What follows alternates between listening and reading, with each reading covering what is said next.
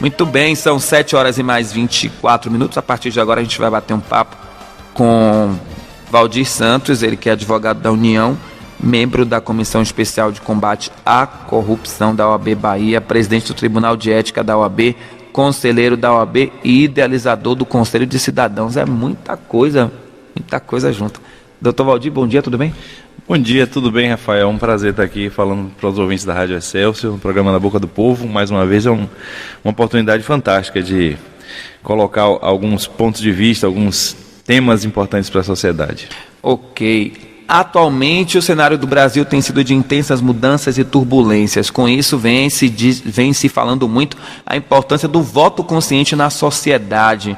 Agora, Valdir, como alcançar a consciência para o voto? Olha, eu coloco, Rafael, na frente disso uma outra questão. A gente tem observado já há alguns anos esse discurso de que o voto tem que ser um voto consciente, de que tem que se lutar pela conscientização do eleitor, mas as pessoas não estão olhando o resultado que isso tem trazido. O resultado é quase zero. A qualidade das casas legislativas, especialmente das eleições, o resultado das eleições, ele tem sido sempre criticado pelos próprios eleitores. Então, de que é que tem servido fazer uma campanha pelo voto consciente?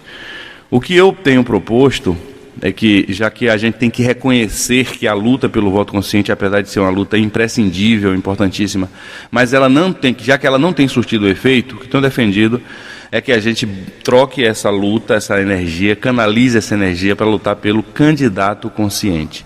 E foi em cima dessa ideia de lutar pelo candidato consciente que eu e mais alguns amigos idealizamos e já propusemos aos candidatos de 200 cidades do Brasil a assinatura de um termo de compromisso onde o candidato ele se obriga a dar transparência ao seu mandato, né? São 10 itens relacionados com a transparência, com a acessibilidade às informações do mandato dele, onde ele expõe informações que, em geral, os vereadores e deputados não querem expor. Para você ter uma ideia, é comum a cada eleição surgirem compromissos desses a serem oferecidos aos candidatos. E, normalmente, as pessoas assinam tudo. As pessoas dizem, como até na semana passada eu estive visitando o presidente do Tribunal Regional Eleitoral, falando sobre isso com ele, e ele disse assim, já sei o que vai acontecer, todos vão assinar e nenhum vai cumprir. Aí eu disse, é um engano. Porque a prática tem mostrado que esse compromisso, especificamente, os candidatos têm se recusado a assinar.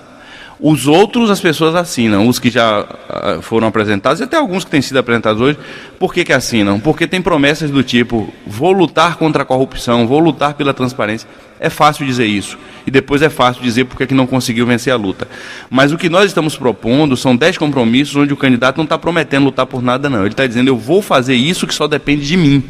Eu vou dar transparência a estas e estas e estas informações que só dependem de mim. Então, eu chamo a atenção do amigo ouvinte e peço que ele desafie o seu candidato. Manda ele entrar lá no site conselhodecidadãos.com.br e olhar. Tem uma parte chamada Frentes de Ação, lá dentro dessa pasta tem uma parte chamada Candidato Consciente. Manda ele olhar lá o termo de transparência e dizer assim, candidato, assine esse termo de transparência para que eu possa confiar no senhor, para que eu possa saber que o senhor realmente tem boas intenções e é honesto.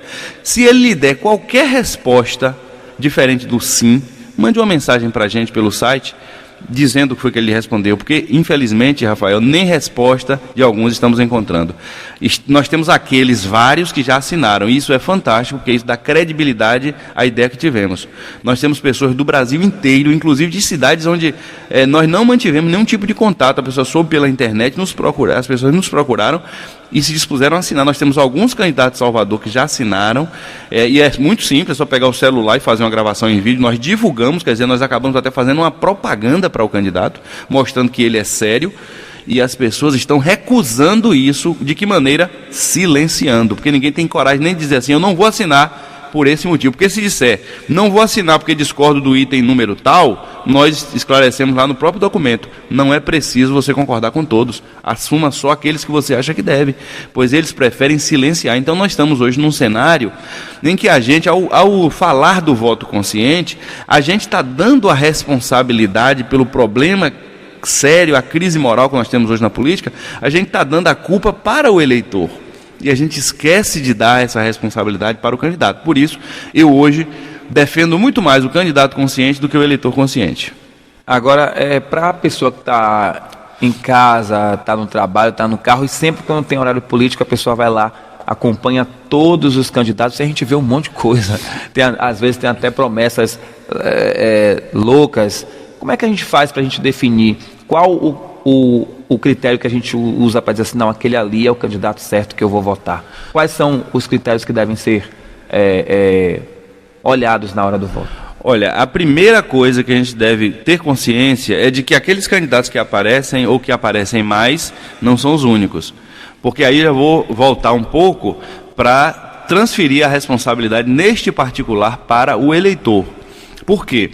Porque o eleitor olha o horário político na TV, escuta o horário político no rádio e se impressiona às vezes com a propaganda de rua, aquele candidato que tem dinheiro para colocar uma pessoa com a placa na rua, ou que no passado, quando era permitido, botava aquelas placas nas ruas, placas móveis nas praças e tal. E a gente pensa que só são aqueles que são os candidatos, quando na verdade cabe ao eleitor entrar na internet e procurar saber quem são os candidatos. Por exemplo, entra no site, bota lá no Google, para entrar no site do TSE, a expressão divulga Cand, tudo junto, divulga CAND, que é o comecinho de candidato. Lá você vai chegar num site do TSE, onde tem a lista de todos os candidatos por cidade. Pegue a lista e comece a dar uma olhada, que quem sabe você vai encontrar lá um professor, um ex-colega de trabalho, uma pessoa que se tornou conhecida por alguma razão positiva e que já lhe dá um indício, você vai se surpreender. Poxa, fulano é candidato? Só que fulano não tem dinheiro para fazer uma propaganda, uma campanha, uma panfletagem, uma equipe para ser montada. Ele não tem. Então, primeira dica que eu dou para o eleitor: descubra quem são todos os candidatos, porque entre eles você pode conhecer alguém que você tem em muito boa conta. Segundo, peça a opinião de outras pessoas, porque às vezes a gente conhece um, mas o outro conhece o outro que a gente não conhece. Então é um outro caminho. Terceiro, dos candidatos que você já ouviu falar, faça uma busca na internet sobre a vida passada dessa pessoa, a vida pública dessa pessoa. Se essa pessoa já ocupou cargo público, eletivo, como foi o procedimento dela? Ela lutou pelo que? Ela lutou por aquilo em que você acredita e quer que seja defendido?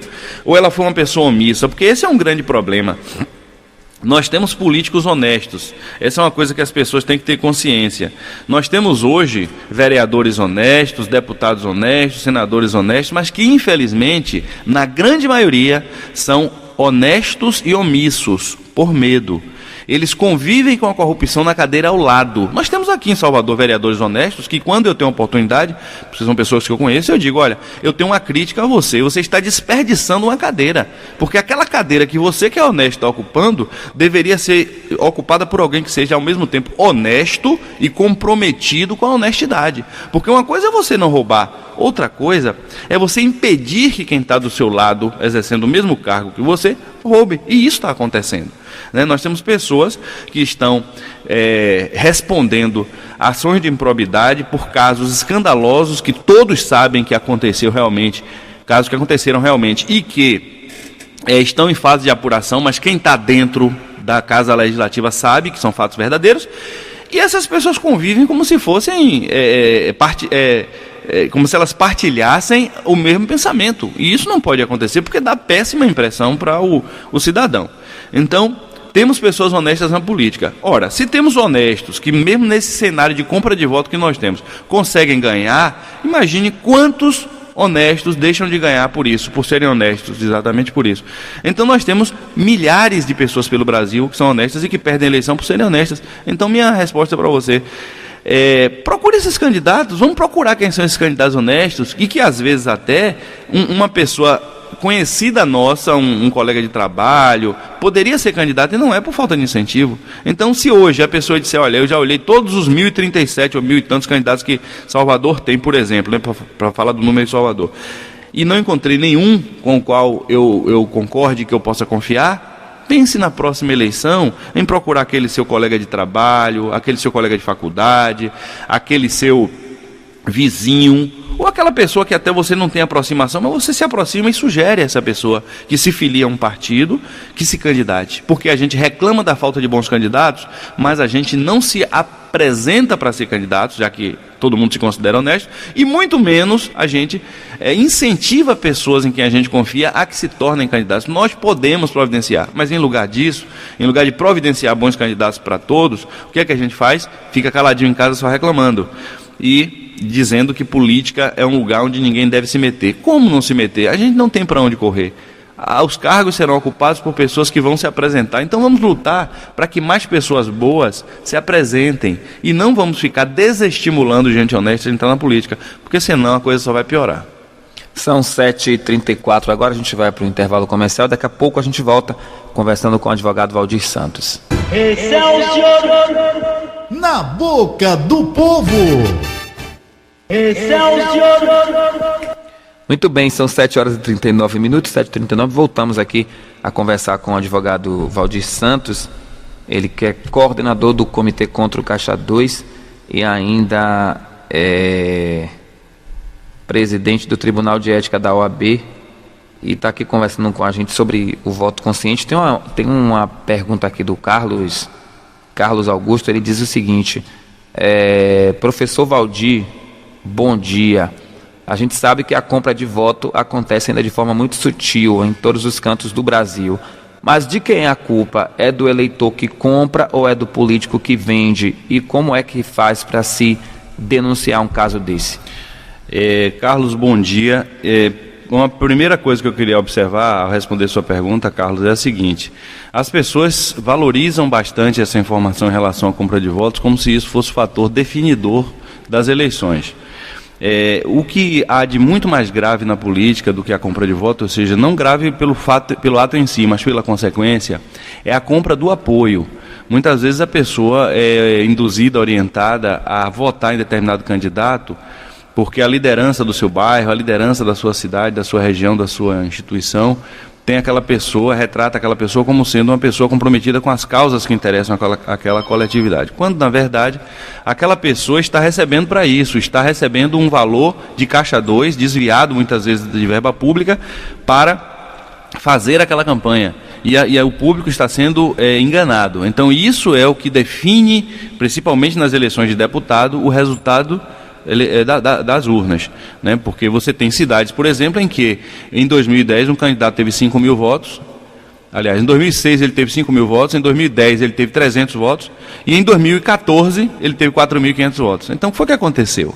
Por que ele teve tantos votos numa eleição, na segunda ele teve um número pequeno, na terceira ele teve um número grande de novo? Evidentemente, na primeira e na terceira ele foi apoiado por um grupo local. E foi apoiado em troca de quê? Em troca de dinheiro. Então, quando se fala em compra de voto, é uma coisa grave, eu vou lhe responder como é que ela deve ser combatida. Mas a gente tem que se conscientizar de que o que gera a tragédia moral que nós temos hoje no país não é a compra de voto. Se você botar a imagem, a expressão no Google Imagens, compra de votos ou corrupção eleitoral, qualquer expressão assim, você vai encontrar um monte de desenho, um monte de fotografia do pobre recebendo um dinheiro em troca do título, em troca do voto.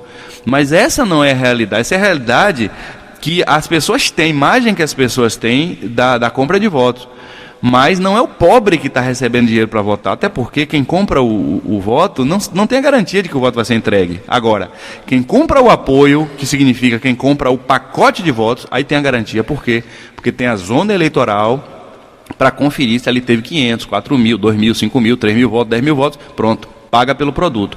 Mas o eleitor, individualmente, que de forma ilícita e erradíssima, recebe algo em troca, ninguém sabe em quem ele vai votar efetivamente, até porque muitas vezes, na grande maioria das vezes, ele não recebe de um só, né? Ele recebe de vários, e aí, a quem é que ele vai dar aquele voto?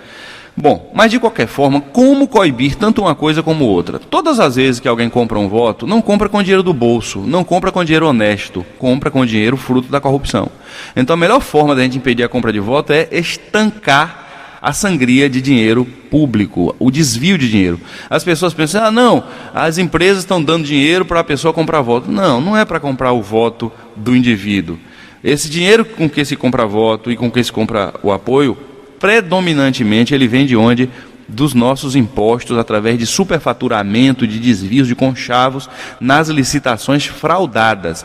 Então, como é que o cidadão deve impedir que isso aconteça? Não é chegar a cada 2 anos e dizer assim, olha, eu vou impedir que as pessoas comprem ou vendam seu voto. Vai ser muito difícil. É muito melhor que durante a vida inteira o cidadão esteja atento para aquelas irregularidades que acontecem no nosso dia a dia, que são os momentos em que o dinheiro é desviado, em que uma ponte que ia custar 1 milhão, a gente acaba pagando 10 milhões por ela, em que um pacote de papel que custa R$15 no supermercado é comprado pela sua prefeitura aí, por menor que seja ela, por R$30. Então, quando a gente observa isso, até de forma anônima, nós temos hoje mecanismos para encaminhar essa informação para o Ministério Público, para os outros órgãos de controle, para fazer com que esse político, que se você não denuncia, ele vai passar impune, porque as contas dele vão ser aprovadas, vai dar tudo certo para ele, para que ele não tenha mais de onde tirar o dinheiro com o qual ele vai comprar o voto. Porque o dinheiro roubado do povo, ele é utilizado para isso, né, para comprar voto, que é uma espécie de investimento ilegal que a pessoa acaba fazendo, porque ele compra voto para se manter no poder e continuar roubando. Então, na hora que a pessoa tem uma dificuldade para desviar esse dinheiro, na hora que ele percebe assim, poxa, peraí, as pessoas estão comentando, divulgando que eu comprei paguei uma refeição que no mercado, uma refeição coletiva que custa R$20 ou R$30 ou R$10, eu paguei R$50, as pessoas estão divulgando isso. Aí ele já tem dificuldade para praticar aquilo.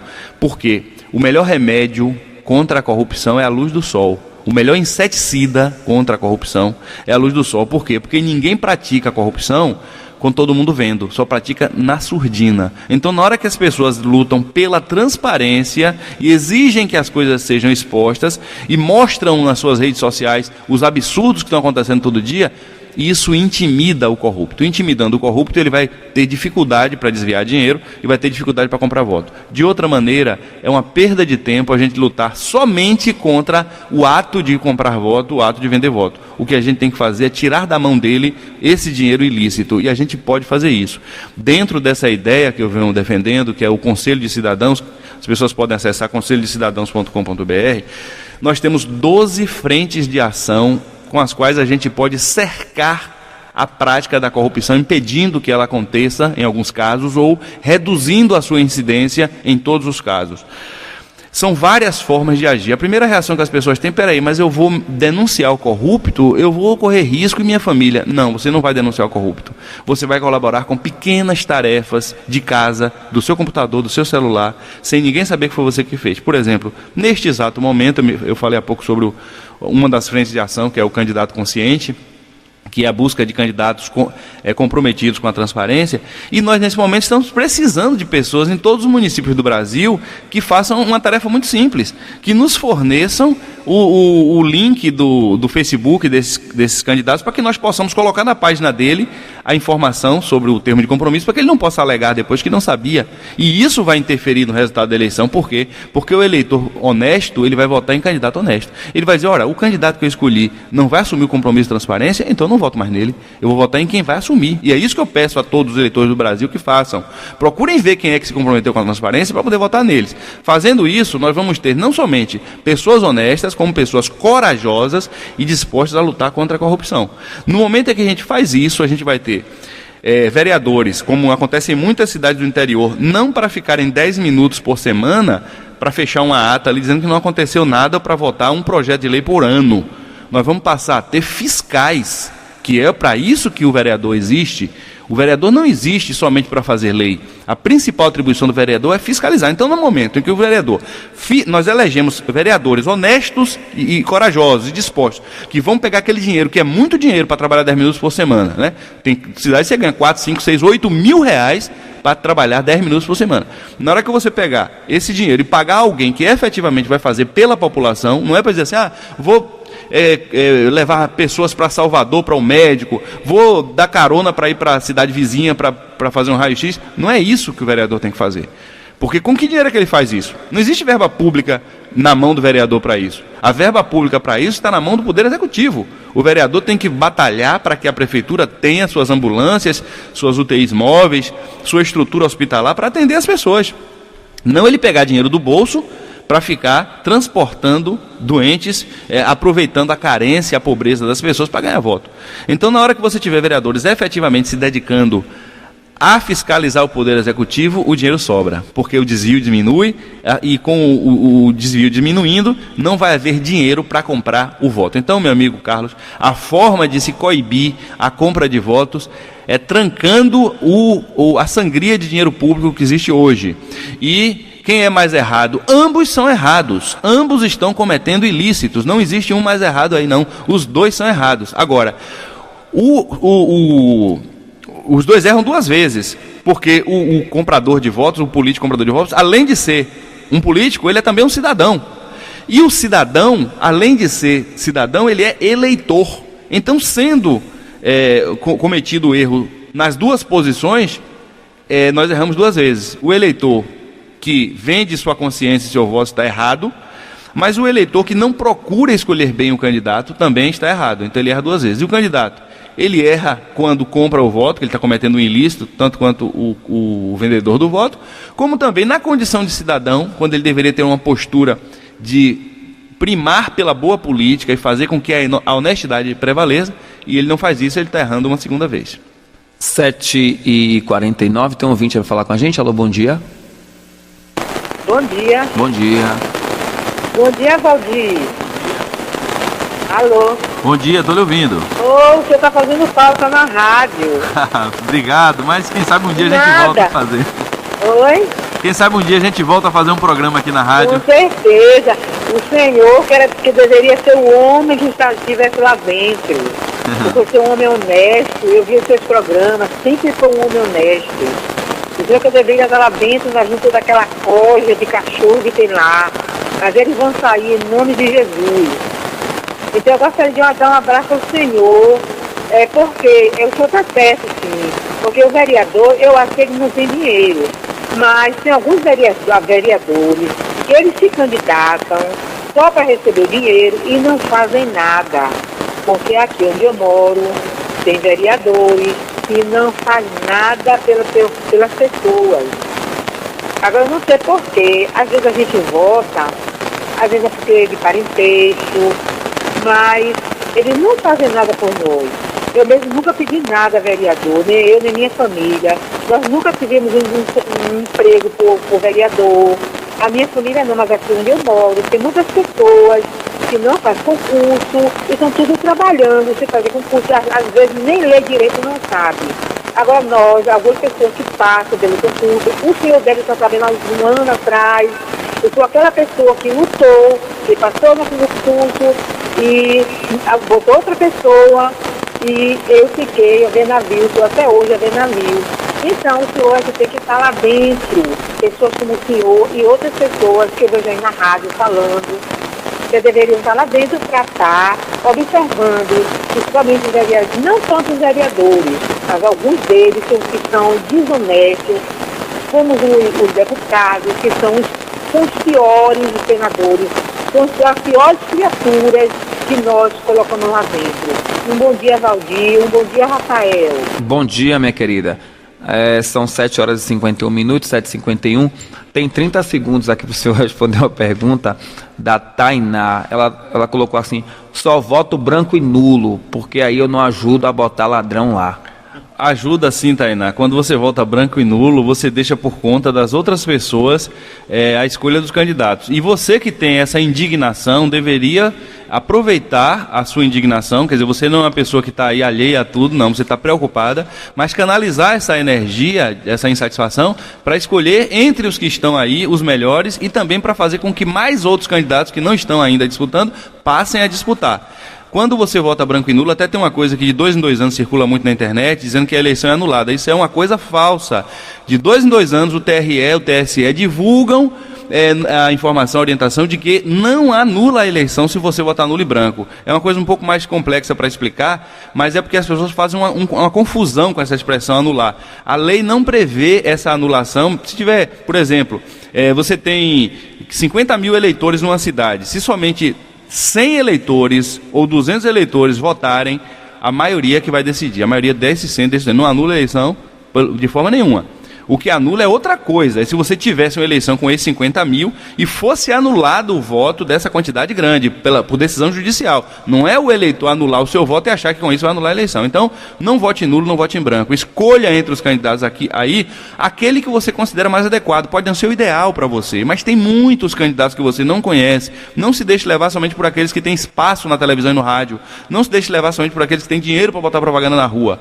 Olhe aqueles que você não conhece, procure dos amigos, indicações, mas não indicação assim, olha, meu primo vai ser assessor desse, então vote nele. Não, procure aquele que diz assim, olha, eu conheço, foi meu professor, foi meu colega de trabalho, foi meu vizinho e é uma pessoa honesta e trabalhadora e assim, e pode ajudar a população. Faça isso que você vai estar ajudando a democracia. Não desista do seu voto, não.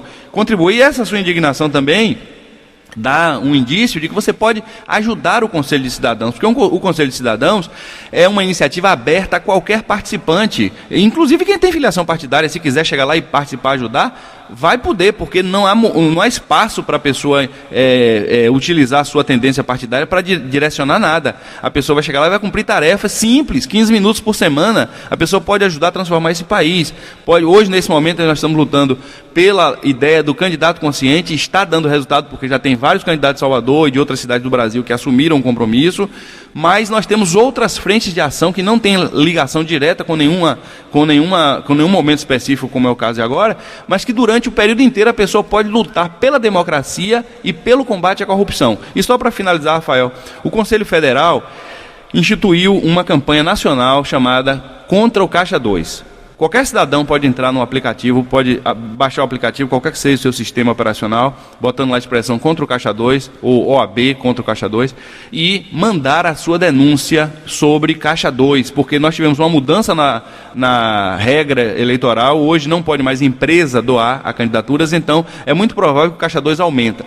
Como a OAB teve uma participação decisiva nessa mudança, ela se sentiu obrigada a fazer a tomar uma iniciativa também para ajudar o cidadão a denunciar. Então nós estamos coordenando aqui em Salvador, aqui na Bahia, por designação do presidente Luiz Viana, que é o presidente da seccional, o comitê do Caixa 2, nós temos vários colegas integrantes desse comitê, analisando casos, já estamos essa semana analisando vários casos, analisamos, e as pessoas podem chegar no aplicativo e mandar a sua informação, mandar o que foi que ela viu de suspeito, o que ela viu de errado, e nós fazemos a verificação, encaminhamos para os órgãos competentes e acompanhamos essas providências desses órgãos. Então, baixa lá, Comitê Contra o Caixa 2 e ajuda a democracia. Ok, advogado Valdir Santos, coordenador do Comitê Contra o Caixa 2, obrigado pela sua presença aqui com a gente. Eu que agradeço pelo convite e um grande abraço para todos os ouvintes.